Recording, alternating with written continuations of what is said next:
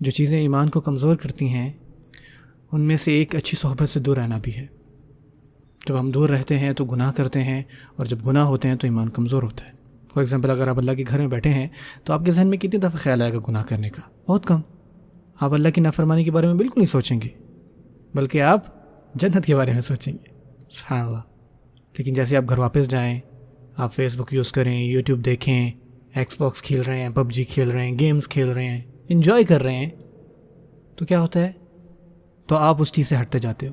شیطان آتا ہے اور شیطان آپ کو مزید جو ہے بہکاتا ہے. اب جتنا اس صحبت سے دور رہیں گے جس سے ایمان بڑھتا ہے تو اتنا ہی آپ کمزور ہوتے جائیں گے. اسی وجہ سے جب اسلام شروع ہوا اس کے 100-200 سال بعد، تب بھی اس وقت کے علماء نے کہا کہ ہجرہ لازمی کرو. آپ سوچیں کیوں؟ انہوں نے کہا کہ یہ تم پر فرض ہے کہ تم ہجرت کرو، کیونکہ ان کو پتہ تھا کہ اگر مسلمان ایک اسلامی انوائرمنٹ سے بہت دیر تک دور رہا نا تو وہ اپنا ایمان کھو دیں گے. لیکن بدقسمتی سے سوائے حرمین کے، خانہ کعبہ کے، بہت کم ایسی اسلامی جگہیں ہیں جہاں پر آپ فیل کرو کہ آپ کا ایمان بڑھ رہا ہو.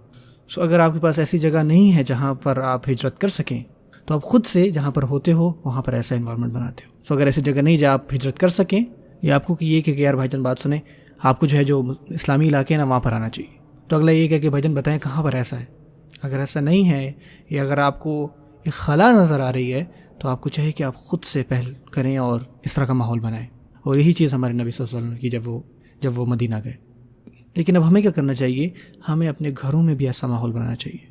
اللہ کہ اگر آپ کے گھر میں کم از کم دن میں ایک دفعہ کوئی علم کا حلقہ نہیں ہو رہا تو آپ کا گھر مردہ ہے.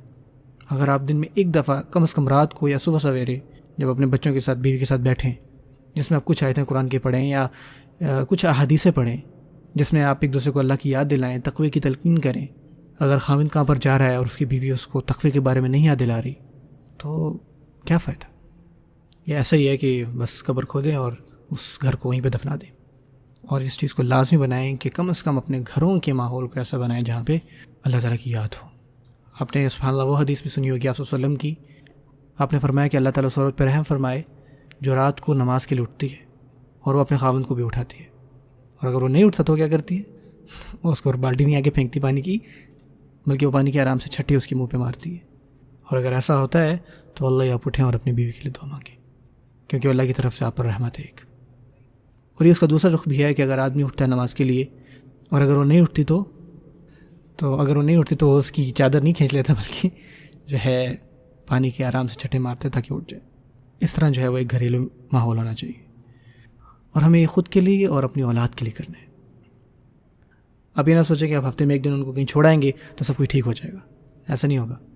تو آپ کیا کریں گے؟ آپ ان کو چھوڑ دیں گے، آپ اپنے کام پہ لگ جائیں گے تو کچھ نہیں ہوگا. ہوتا کیا ہے؟ وہ آپ کو فالو کرتے ہیں. تو وہی سوچیں گے اچھا جب میں بڑا ہوں گا تو میں بھی ایسے اپنے بچوں کو چھوڑوں گا اور اپنا کام کروں گا. نہیں، ہم نے یہ چیز اپنے بچوں کے دل میں ڈالی، کیونکہ بچے جو ہے وہ وہی کرتے ہیں جو وہ دیکھتے ہیں، خاص کر اپنے بڑوں کو.